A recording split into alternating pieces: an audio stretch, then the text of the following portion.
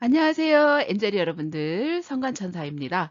오늘은 부비동염에 관해서 살펴보도록 하겠습니다. 교재는 수문사, 현문사에서 나온 성인간호학하고 또 퍼시픽과 필통에서 나온 요약집을 참고로 하였음을 알려드립니다. 일단 들어가기 전에 그 부비동에 관한 어떤 그 용어를 좀 살펴보려고 해요. 사실 이 의학 용어를 먼저 살펴보고 가면 그 질환에 훨씬 더 접근하기가 수월한 점이 있습니다. 그래서 여러분이 이미 다 알고 계시지만 다시 한번 살펴보고 가도록 하겠습니다. 그래서 파라, 나잘, 사이너시스는 이렇게 파라와 나잘, 사이너시스 요 세 개가 합쳐서 된 말이다. 이렇게 알고 가시면 되고, 그러면 파라라는 뜻은 무엇이냐? 접두어죠. 그래서 옆에라는 뜻이에요. 파라. 나잘은 잘 알고 계시죠. 노즈. 그 다음에 사이너스는 밑에 또 설명을 드리겠지만 어떤 뭐 오목한 공간 이렇게 생각하시면 되거든요. 그래서 코 옆에 있는 오목한 공간이다. 그것을 부비동이라 한다. 이렇게 이해하시면 될 것 같습니다. 그래서 파라라는 말은 접두어로 쓰이고 노즈, 사이너스. 그래서 코 옆에 있는 공간, 요 코가 여기 이렇게 있잖아요. 그래서 이런 사이너스들은 전부 다 코 옆에 있는 공간이다 라고 해서 파라나이절 사이너시스 이렇게 명명을 하였단 말이죠. 또 한자를 좀 찾아보면은요, 부비동하면 비자는 뭐 코비자로 여러분이 이미 알고 계실 것 같고, 버금간다. 이게 부자는 버금 부자거든요. 그러니까는 뭐 이를테면 부반장 뭐 이렇게 어떤 보다 아래에 있는 뭐 아니면 뭐 그 주위에 있는 이런 뜻인데요.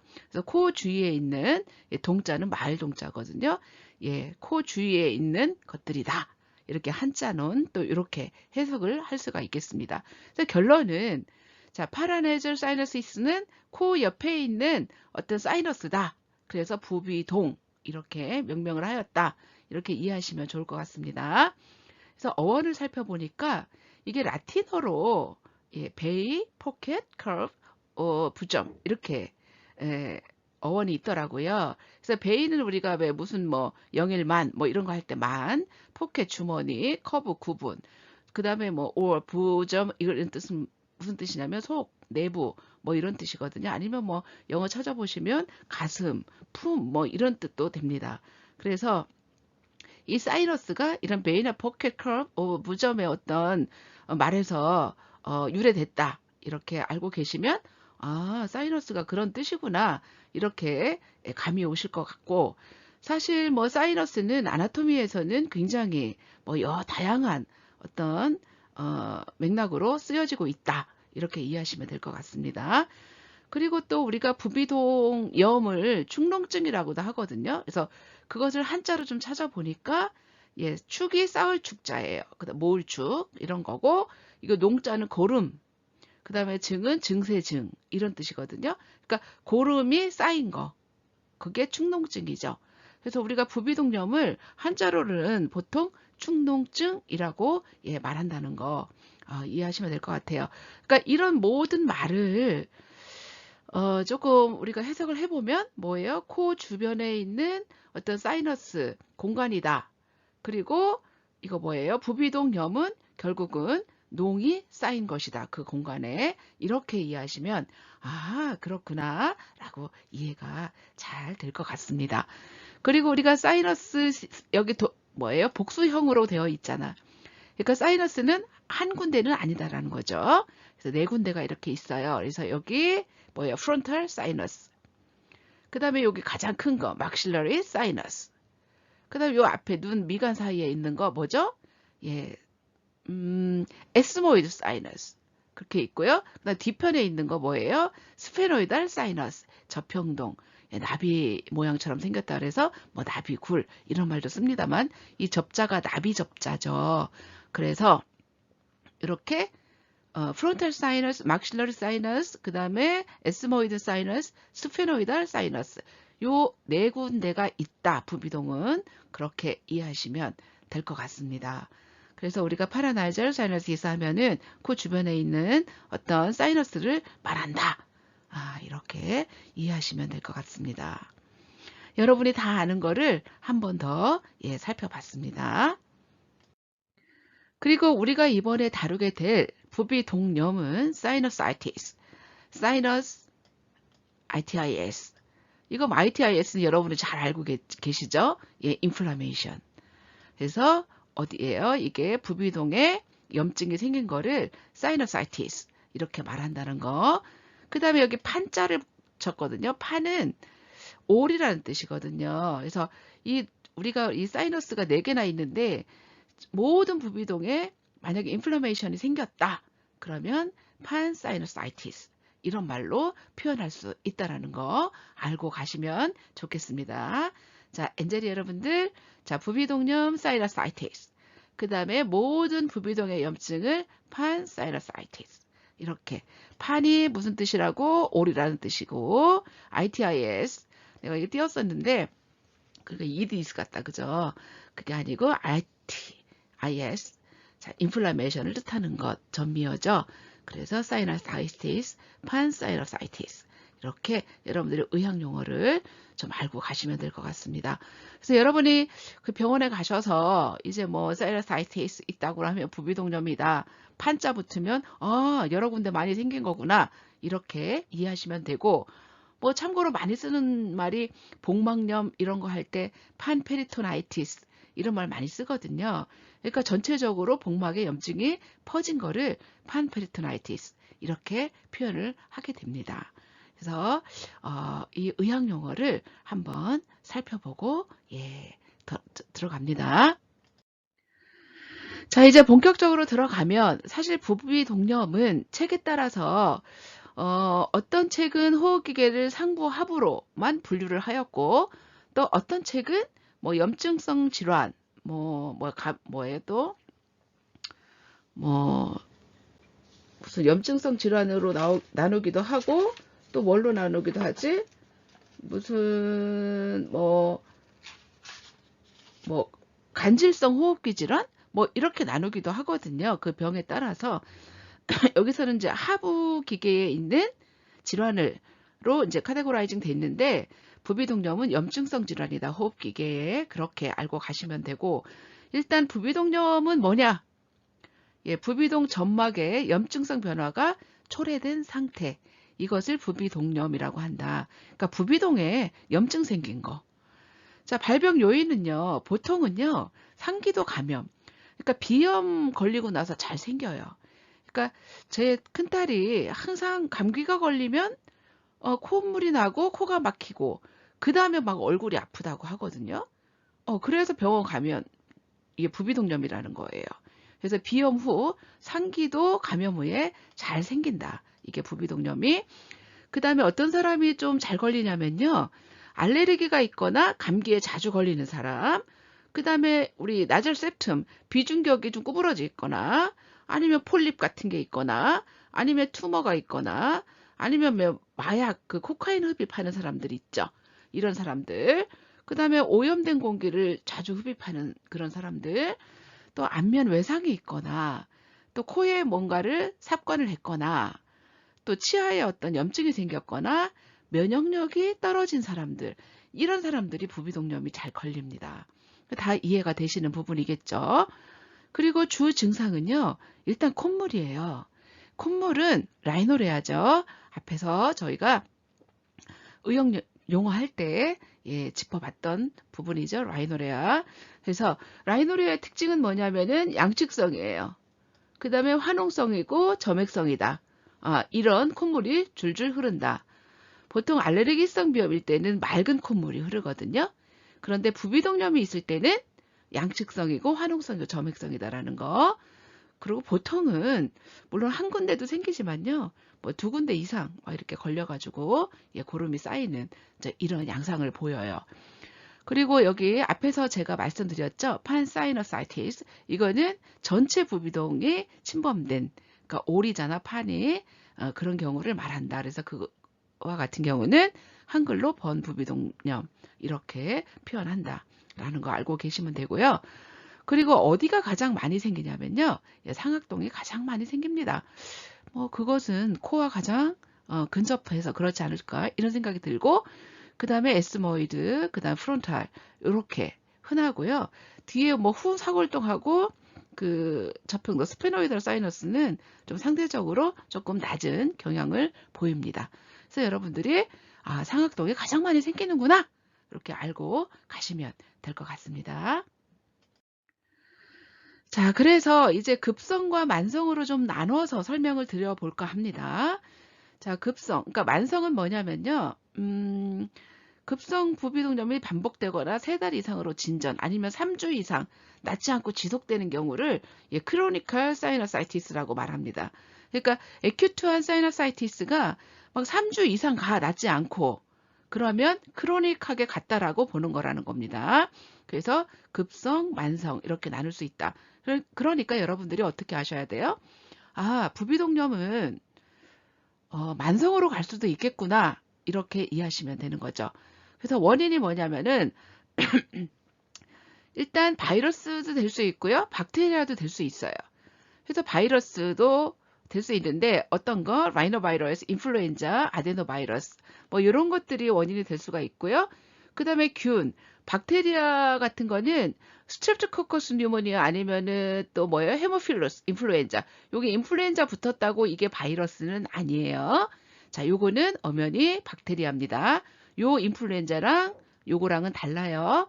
그래서 자, 헤모필러스 인플루엔자 또 뭐예요? 박테로이다이티스 뭐 이런 것들이 이제 박테리아와 바이러스가 부비동염의 원인이 될 수 있다는 거고, 자, 크로닉하게 가는 거는 이런 부비동염이 반복해서 감염이 되고 또 컨티뉴어스하게 계속 지속되는 거, 이것이 원인이 될 것이다. 이제 이렇게 알면 되겠고, 그 다음에 패스로지를 보면은 뭐예요? 그러니까 비염이 부비동으로 가거나, 우리가 상기도염 걸리고 나서 아니면 비염 걸리고 나서 잘 생긴다고 했잖아요. 부비동염이 퍼지거나 아니면은 그 우리가 왜 자연동으로 이렇게 뭐예요? 배액이 된다고 그랬잖아. 우리 사이너스 안쪽에는 점막으로 되어 있어서 점액이 분비가 되고 있는데 그것들이 정상적으로 드레네이지 돼야 되거든요. 그런데 그게 드레네이지 되지 않고 그냥 거기 쌓여 버리는 거지. 그래서 염증이 생기는 거. 뭐든지 쌓이면 문제예요. 그죠? 자, 그래서 발생하는 거다. 그리고 3주 미만을 에큐트하다라고 표현한다라는 거죠. 그리고 여기서 이제 3주 이상 되면은 3주 이상 되거나 3주 이상 되거나 그다음에 반복되거나 에큐트한 사이너사이티스가 반복되거나 아니면 석 달 이상으로 진전이 되면 그거를 크로닉하게 간다라고 표현한다라는 거죠. 그래서 이렇게 알고 가시면 되겠고, 그 다음에 증상을 한번 볼까? 일단 증상은 뭐냐면요. 앞에서도 제가 말씀드렸지만 대부분 콧물이 많이 나고요. 그 다음 페인이 심해요. 페인. 근데 페인은 뭐야 이거 상악동에 많이 생겼냐, 어디 부위에 따라서 달라. 그래서 부위에 따라서 텐더니스가 있다라는 거지. 압통이 있어요. 그래서 전두, 볼, 치아 이런 데 시비어한 페인이 있다. 그리고 뭐예요? 이 점막이 붉어지고 또 스웰링이 있게 된단 말이죠. 부비동에 그런 것들이 생기게 되고, 그 다음에 뭐 여기 헤데이크 또 여기 해놨고, 그 다음 안면 압박감이 있고 안면 통증이 있어. 근데 이런 안면 통증은 머리를 숙이면 더 심해지는 경향을 보입니다. 그래서 머리를 숙이지 말라고 티칭해야 되는 거지. 이런 걸 알기 때문에. 그 다음에 마일드 피버, 커핑, 그 다음에 화농성 혹은 혈액 섞인 분비물. 그러니까 고름 아니면 뭐 피도 섞여가지고 디스차지가 나온단 말이죠. 그 다음에 뭐 오심, 피로, 전신 무력감 이런 것들도 증상이 나타날 수가 있고요. 또 코가 막히거나 구취 이런 증상도 부비동염 때 나타날 수 있는 증상입니다. 여기 죽 써놨지만 페인이 있다. 그 다음에 뭐예요? 페인은 뭐 침범받은 부위에 따라서 나타날 수 있다. 그 다음에 뭐가 나타나? 열이 나타나고 기침, 그 다음에 분비물, 그리고 뭐 나타나? 코에서 분비물이 나온다는 거지. 그 다음에 뭐 그러면서 전신 나우지아하고 뭐 퍼티그 이런 것들이 나타나게 되고 코도 막히고 코에서 냄새도 나고 뭐 이런 것들이 나타날 수 있다라는 거죠. 근데 만성 크로닉하게 가잖아요. 이건 뭐 증상이 좀 애매해져요. 애매해져가지고 또 없기도 하고 애매해지기도 해가지고 뭐 진단하기가 좀 어려워요. 예. 그리고 1년 내내 증상이 나타나거든요. 그리고 얼굴이 아프거나 또 이빨이 아프거나 뭐 그 콧구멍이 또 이렇게 충혈이 되거나 또 디스차지가 많아지거나 그렇긴 하거든요. 그런데 아주 시비한 어떤 페인과 뭐 농성배액은 또 없어요. 크로닉하게 가면은. 예, 이게 증상이 좀 낫는가? 뭐 이렇게 판단할 수 있겠지만 그렇진 않다라는 거지.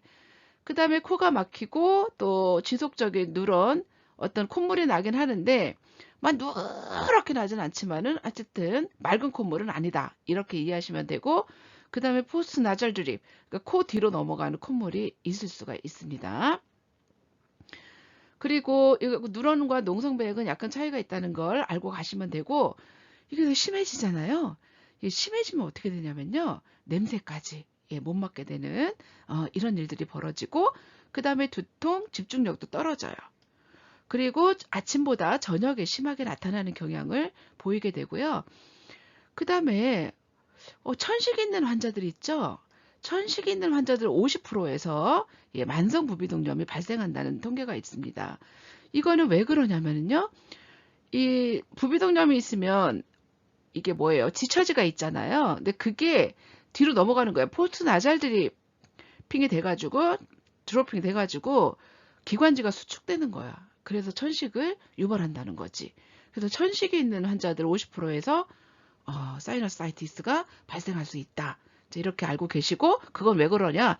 뒤로 넘어가서 기관지를 자극하는 해서 수축시키는구나. 이렇게 이해하고 가시면 될 것 같고 그 다음에 반복적인 염증으로 점막이 영구적으로 두꺼워지는 경향이 있습니다. 그래서 이런 증상들이 있습니다. 뭐 큰 차이는 뭐냐면 일단 페인이 있을 수는 있으나 크로닉하게 가면 아주 티피컬하게 나타나지 않아 심톰이 그냥 모호해진다는 거지. 그렇게 알고 계시는데 크로닉하게 가니까 뭐 여기 저기 에큐트할 때 나타나지 않았던 냄새라던가 집중력이라던가 뭐 이런 것들이 나타난다. 이렇게 알고 가시면 될 것 같습니다. 그럼 진단은 어떻게 하냐면요. 일단 심톰하고 히스토리 근거로 진단을 하고요. 그 다음에 조명 투과성이 감소를 한다는 그런 결과를 보고 우리가 부비동염이다라고 진단을 할 수 있지만 뭐 확진할 수는 없죠. 확진은 X선이나 CT로 할 수가 있어요. 그래서 부비동이 체액으로 채워졌는지 점막이 두꺼워졌는지 알 수가 있고요. 그 다음에 비강 내시경 할 수가 있죠. 내시경은 부비동도 검사하고 그 다음에 컬처 하기 위한 샘플 이런 거 하기 위해서 하기도 하고 그 다음에 뭐 비강 내시경은 또 드레네이즈 시키기 위해서 할 수도 있다라는 거고 그 다음에 나잘 스메어를 통해서 우리가 또 뭐 할 수도 있다 검사를 나잘 스메어는 뭐 여러 우리가 뭐 PCR 같은 거 할 때도 많이 쓰이는 방법이죠. 그래서 어쨌든 진단은 증상 병력, 그 다음에 엑스선 CT, 내시경 이런 것들로 할 수 있다. 이렇게 알고 가시면 될 것 같습니다. 엑스선, CT, 그 다음에 비강 내시경 뭐 이런 것들로 할 수가 있겠다. 이런 말입니다. 자, 그 다음에 그럼 치료는 어떻게 할까요? 치료는 어떻게 할까요? 항생제를 좀 써야 될 것 같아. 그치? 항생제 쓰고 코 점막이 충혈됐잖아. 그러니까 그거 좀 감소시켜주는 약 써야 될 것 같아요. 그죠? 이제 그게 이제 기본적인 치료겠죠? 이도저도 안 된다 그러면 수술해야 되겠지. 그러니까 그렇게 이해하시면 될 것 같습니다. 그래서 일단 급성 에큐트한 부비동염의 치료 원칙은 뭐냐면요. 적절한 항생제 투여, 그 다음에 자연 계급부를 통한 부비동의 배액 드레네이즈 시키고 그 다음에 환기 유지시키고 뭐 때문에 생겼나 그쵸? 그런 유발 요인을 제거하는 거가 치료 원칙입니다. 그래서 첫 번째 많이 아프다고 그랬잖아요. 그래서 통증 조절 그럼 진통제를 투여해야 되겠죠. 코데인, 메페드린, 이거 데메롤, 몰핀 이런 거 쓸 수 있어요. 그 다음에 충혈 제거제 에페드린 설페이트, 그 다음에 뭐 필리피린 이런 거 쓸 수 있다. 그리고 부비동 세척, 염증을 감소시키기 위한 비강 스테로이드제 이런 것도 쓸 수가 있겠다. 그리고 온스포를 적용할 수도 있습니다. 부비동 배액 촉진 및 염증 감소를 위해서 쓸 수도 있고, 그 다음에 우리가 가습기, 또 식염수 세척, 수분 섭취도 증가시켜야 되는 거죠. 우리가 염증 같은 거 있을 때는 대부분 수분 섭취를 인커리지 시키죠. 그 다음에 안티는 보통요, 10일에서 14일간 한 2주 정도 써야 된다고 나옵니다. 그리고 급성기 동안에는요, 오피하지 않아요. 왜냐하면 괜히 잘못됐다가 더 인펙션이 확산되기 때문에 급성기 동안에는 오피를 하지 않는다. 이렇게 알고 가시면 되고, 그럼 크로닉 할 때는 기본 치료가 뭐냐면 여기는 이제 안티하고 오피예요. 이렇게 수술. 그리고 안티는 보통 컬처를 하겠죠. 센시티비티 테스트하고 컬처하고 같이 해가지고 처방을 하고요. 보통은 아목사실린을 1차적으로 투여하게 됩니다. 그리고 또 뭐예요? 아목사실린, 메트로니다졸 뭐 이런 것들 투여하고 복합 투여를 하게 된다. 적어도 여기서 3주 이상 크로닉하게 가면 3주 이상 투여해야 된다. 이게 치료의 원칙이다. 이렇게 알고 가시면 됩니다. 그 다음에 이제 이도저도 안 돼가지고 크로닉하게 가면은 수술하는 방법이 있거든요. 그래서 이제 많이 하는 거가 뭐 내시경 부비동 수술이에요. 이 말은 뭐 간단히 내시경으로 집어넣어서 뭐 모니터 보고 수술한다 이 말이지. 그래서 펑셔널 엔도스코픽 사이너스 서저리, 줄여서 FES 이렇게 말을 하지. 그래서 그림으로 보면은 이렇게 누렇게 있는 게 이게 뭐예요? 여기가 이제 삼각동이고 전두동이잖아. 그치 맞지? 그래서 여기 이렇게 고름이 쌓인 거야. 그러면 이제 이렇게 코로 이렇게 집어넣어가지고 요거를 빼내는 그런 수술을 하게 된단 말인 겁니다.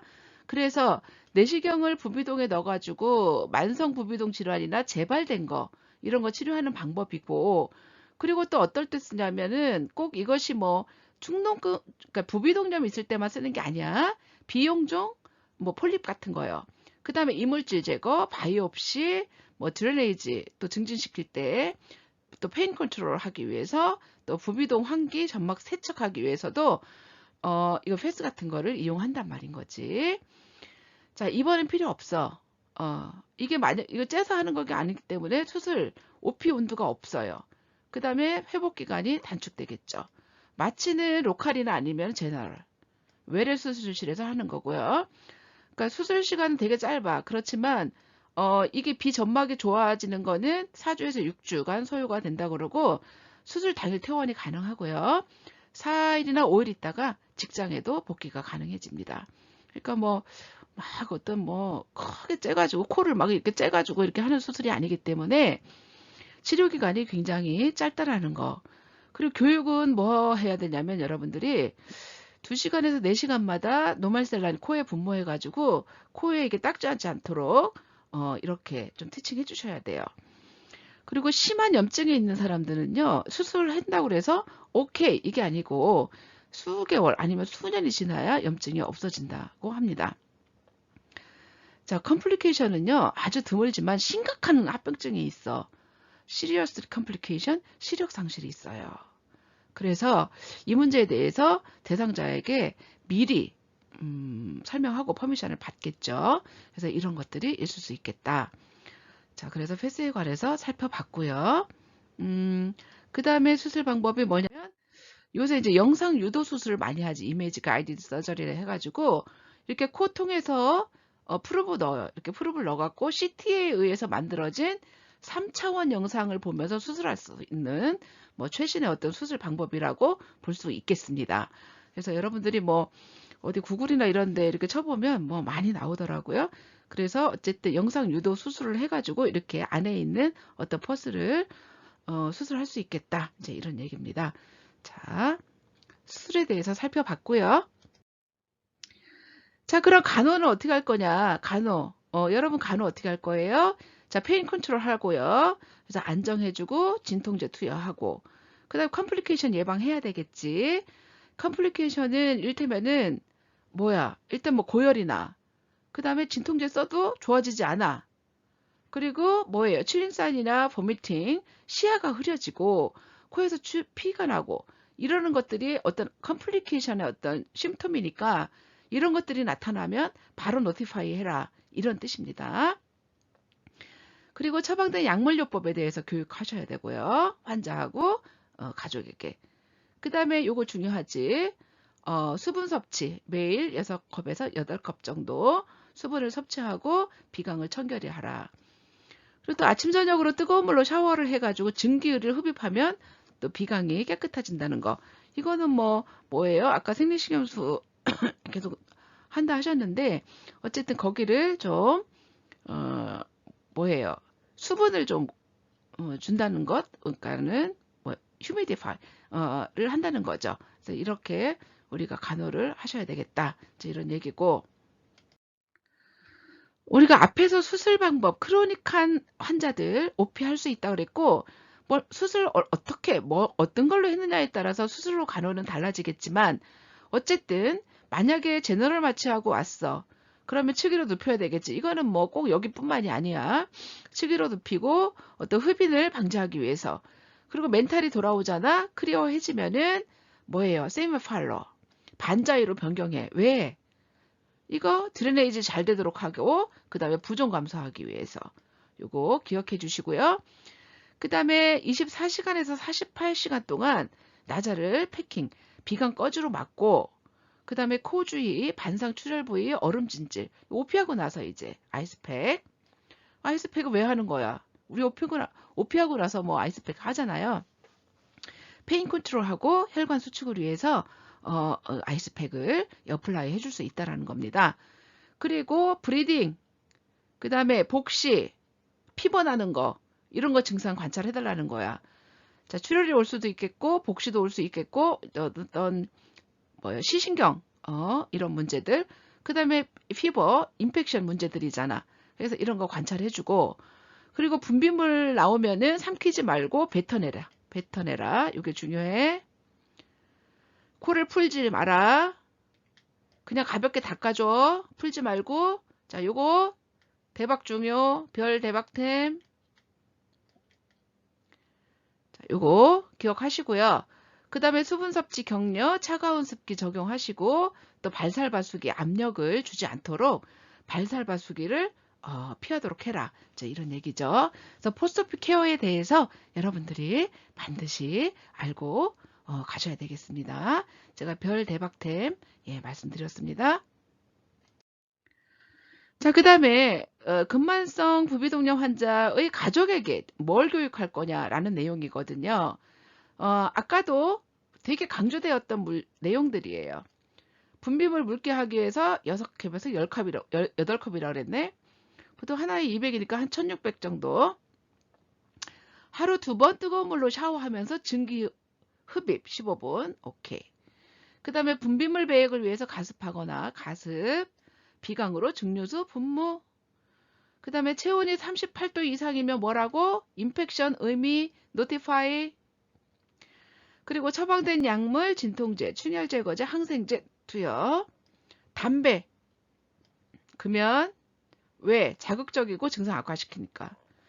그리고 알레르기 때문에 부비동염이 생길 수도 있다고 했잖아요. 이럴 때는 뭐라고 그랬어? 환경 조절해주고 알레르기 원 제거해주고 약물요법 쓰고 또 면역요법 쓰고 이런 것들을 우리가 소개시켜 줄 수가 있겠다.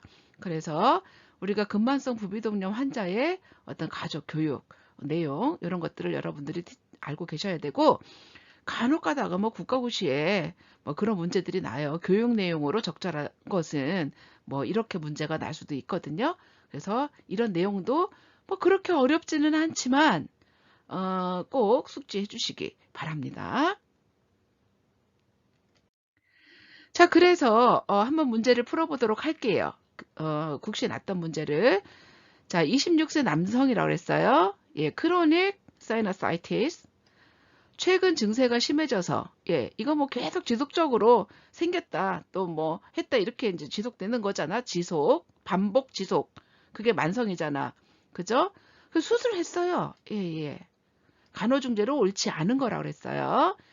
자, 부종을 감소시키기 위해서 반자위를 취해준다. 오케이. 재채기를 할 때는 입을 벌리고 하도록 한다. 자, 분비물 배액을 촉진하기 위해서 주기적으로 코를 푼다. 자, 통증 완화를 위해서 얼음찜질이나 찬 물수건을 데워준다.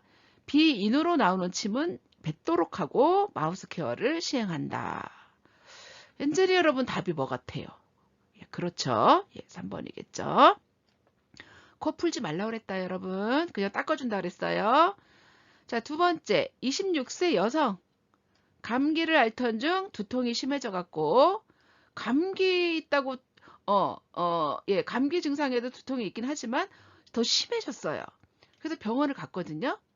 그랬더니 진찰 해보니까 에큐트한 화농성 예, 부비동염이라고 진단을 받았어요. 화농성, 급성 화농성 부비동염. 그러면 가장 1차적인 약물이 뭘까? 우리 부비동염 있을 때 1차적으로 뭐예요? 염증이 있으니까 안티 쓰고 또 페인 컨트롤 하기 위해서 페인킬러 쓰고 그다음에 충혈 제거제 쓴다. 또 부종 제거하기 위해서 뭐 스테로이드 쓸 수 있겠다. 이렇게 앞에서 저희가 말씀을 드렸잖아요. 그래서 여기서 가장 먼저 써야 될 건 뭘까? 예, 여기 있죠. 예, 항생제 안티바이오틱 써야 되겠죠. 자, 그래서 부비동염에 가장 먼저 치료하는 약제는 뭐니? 그걸 알고 있니? 너희들? 이런 문제. 그 다음에 포스트오피 케어 제대로 알고 있니? 이런 문제.